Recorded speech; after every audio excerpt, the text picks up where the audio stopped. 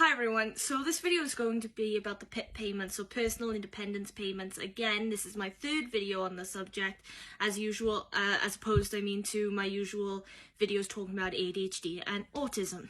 Now, the reason why I'm talking about it again is because it seems like every now and then as the days go by, I'm hearing more and more things that, I'm sorry, either don't make sense or completely ignorant of the situation. Now, with all due respect, I do understand that there is this huge concept or misconception from people who are not suffering from disabilities or who are not neurodivergent, who think that essentially what's happening is people with disabilities are taking advantage of the system because there's a lot of people claiming these benefits and there's lots of people being diagnosed these days. Now, the reason why there seems to be an overdiagnosis first and foremost is just because we have a better understanding of the conditions now. 100 years ago, we didn't understand these conditions. We barely knew about them.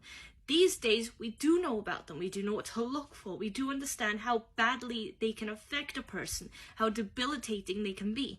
Like with autism, because it's a spectrum, if you're really high on the spectrum and you're struggling with, with motor functions or with, or you're non-verbal, then how are you expected to hold down a job that requires you to communicate continuously with people day in and day out, especially strangers? Because part of autism as well is feeling really kind of isolated, finding it very, very difficult to talk to people you don't know, usually because your brain is running a million miles an hour and you're thinking all the worst case scenarios. Now, I understand, like I said, the misconception that it's just people being lazy or leeching off of the government, but I have to just say that's unbelievably ignorant to think, because here's the issue. Now, it would probably be a valid argument if the PIP payments were paying enough for people to live an easy life, an easy-go-lucky life. They don't have to worry about working to get paid bills because the PIP payments are providing enough money for that. Oh, they don't need to worry about food because, again, enough money. They don't need to worry about petrol for the car if they drive or any money for any kind of transport that they take. They don't need to worry about appointments. They don't need to worry about like I said, food. They don't need to worry about any day-to-day payments because they're being provided something and they don't need to work for it. Oh, and again, and also these payments apparently pay enough so they can go on holiday and stuff, so they can live a life of luxury or a life of ease at the very least. Now, only then, if that were the case, would it be a valid argument. But here's the thing, the PIP payments just provide a decent, or at least a somewhat decent, basis for people who struggle with independence to feel independent or to start building on their independence so they can get out there and they can be an efficient or productive member of society, because no one wants to feel like they're leeching off of society, like their life is going nowhere or like it's meaningless, they're not doing anything worthwhile with their time.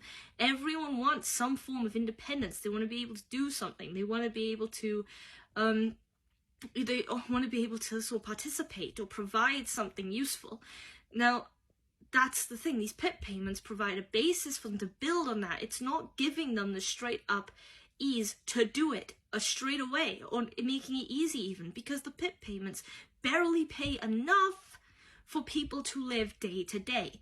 Now, that's the thing that people don't seem to be understanding, because if it was just a case about being lazy, then they could just claim all of these benefits and they never have to do anything and their life would be easy.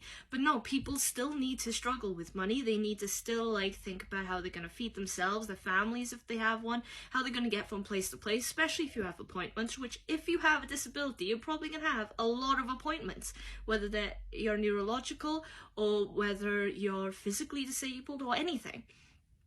Now, here's the thing, that's my point. Independence is key. People with disabilities want to be independent. They don't want to feel like they're having to be cared for, even when they are being cared for. And even carers' allowances are barely paying enough for those carers to stay and work and to do their best to take care of someone. Because in a lot of cases, being a carer is a full-time job in and of itself. They're taking care of another person who cannot take care of themselves. So all these different kinds of benefit payments are essential, even when they don't pay enough. So taking them away is just taking that initial basis for independence, that necessity to provide them the ability to live like a person somewhat until they can build on it themselves, so they can find their own way. Now, that's why I find it very ignorant for people to just say it's because they're being lazy. It is not that simple, not even close. And the other thing is, something I heard recently was someone claimed, oh right, what about depression, anxieties and things like that? Everybody gets upset, everybody gets anxious, and this is true. But when you have an anxiety disorder, it's not just you get anxious. It's in a second, something can trigger you and you can't help it. It's like a reaction. It's because of how your brain is wired, how you function as a person. And something gets triggered, and next thing you know, you're in pieces. It's debilitating you. You can't think straight, you can't talk. Some people find physical traits associated, like their legs go wobbly to the point they collapse. Some people faint. And if you have a depression disorder, then it's not just you feel down. There's a big difference between feeling low, feeling sad, and feeling depressed. Feeling depressed means like your brain goes down a rabbit hole. You feel nothing, or rather you feel everything, but all the worst things, and your brain goes to the worst possible situations and outcomes that often lead to that bottom line of maybe it's better if I weren't here, which is a horrible thing for anyone to think. Trust me, I know. But now, that's the thing, when someone feels that depressed, it's kind of hard to stay attentive to the situations around, to other people's needs, especially if you're in like a service, like you're working in a shop or fast food restaurant. It's kind of hard to think that way. So it's necessary for you to have something that can help and assist you, at least keep you going as a person, while you still try to work over these. Because you can be the strongest, most independent person out there, have one of these disorders, and the slightest thing can knock you onto your, I was about to say a different word, can knock you down immediately, yeah, and you can't help it. That's part of having a disability. It's learning the methods for you to do things that you want to do, to be able to overcome your issues, your challenges. And the best thing that society can do for you is just try and help you, give you a helping hand, a leg up or something, so then you can get on the same level as them, so you can feel like you're a worthwhile person. Now, the other thing is, think about it like this, right? The guy here assumed that what people are making it sound like is work makes people depressed. To be honest, yes, work does make people depressed when it's work or when it's really difficult to do. If the whatever job you have makes you depressed day in, day out, because perhaps it's so mundane, perhaps you feel like you're not doing anything, perhaps you're dealing with rude people day in, day out, it's going to make you feel down. But think about it like this. It's not work itself. It's the circumstances, the environment, the situation of your job, because every job requires different skills, it has different requirements that you need to undertake. If you're a builder, you need to be able to lift things, you need to be able to cope with physical work constantly. If you have a physical disability, then that's unrealistic to expect of you. If you have ADHD, now say, the huge thing with ADHD, and I know because I have ADHD, is attention, right? It's hard to stay motivated. Sometimes it's hard even to initiate tasks, even when you really, really want to. I don't understand why, but it is. And when it comes to your attention span and things like that, or staying in one place for too long, if I sit in a chair for too long, and I mean like an hour or so, I start to get immediately tired, and usually I can't sleep. I'll get really drowsy, I'll start drifting. There's been times I've fallen asleep in chairs, in places where I'm supposed to be paying attention, like in school. Now, if you have ADHD and you work in a shop, so you work behind the till, or there's a conveyor belt, or maybe there isn't, doesn't matter.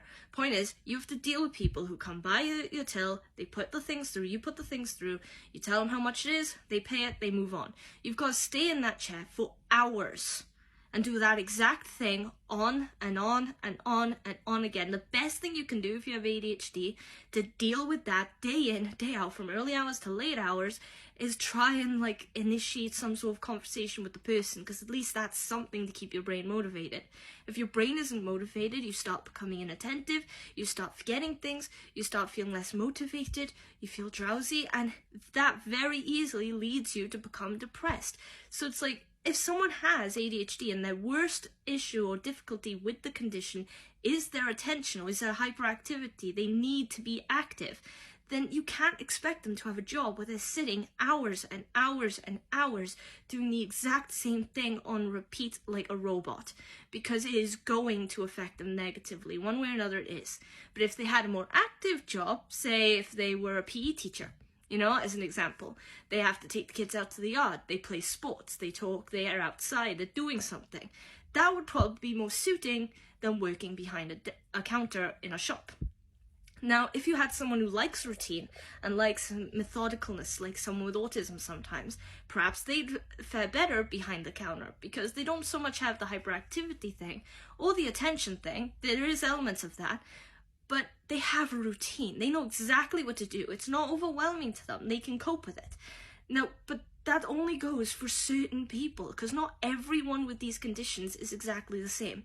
I feel like what really needs to be done when it comes to work is it needs to be understood that certain jobs suit people better. If everyone was doing a job that they didn't mind doing, that they didn't find difficult, or that kind of suited them as a person, their unique skills, their capabilities, then perhaps whole society would be much more productive and no one would feel like they're not independent. It's like if you have a physical disability but you have a job where you can work from home, like on your computer or something like that, then that would suit you much better than doing something outside the house. But it's not easy to get into whatever job suits you as a person because there's requirements made of you in the education system that sometimes are hard to achieve because of your issues as well. So it's a whole cycle and it's a whole chain reaction. But the point is, when it comes to the PIP payments, they are essential for helping people maintain that sense of independence while they try to work these things out throughout their lives, because these conditions are lifelong. They're not just going to be there and then cured the next day. They're not curable. They are there from day one to day zero. Well, I was about to say zero. From day one to the last day of their life, it is going to be a constant struggle for them. And the least people can do, the least the government can do, is try and help them, try and support them. Otherwise, what you're doing is you're targeting them. And when you're targeting them, that is just immoral, it's cruel, and it's ignorant to their needs. And I'm not just talking about people with disabilities anymore, all right? Everyone has needs. And if we were more attentive to that, everyone could be happy. And the whole society as a whole could function better, perhaps even kinder. Now, I know that sounds naive. I know it says idealistic, but that's generally how I feel about it. Anyway, so that's all I'm going to say on this video. If you like it, please leave a like. Otherwise, put your thoughts and comments in the comments section, of course. Requests or questions, you know, future videos, anything. Put that in the comment section. Follow me on TikTok, subscribe to the YouTube channel, or repost the video. This is one of my longest videos I've done. I'm so sorry for that. But I thought it was necessary to say. So besides that, if you liked the video, hopefully I'll see you in the next one. Until then, bye!